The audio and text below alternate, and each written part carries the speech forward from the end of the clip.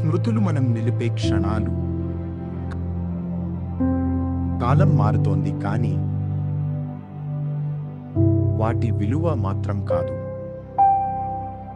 కొన్ని కోరికలు మాటల్లోకి రావు, కానీ కొన్ని క్షణాలు జ్ఞాపకాలుగా నిలవాలి. ఒక కొత్త మార్గం. కలలు ఇప్పుడు మరింత దగ్గరగా. ఒక ఫోటో కాదు, ఎన్నో జ్ఞాపకాలు. ప్రతి రూపం ఒక కథ.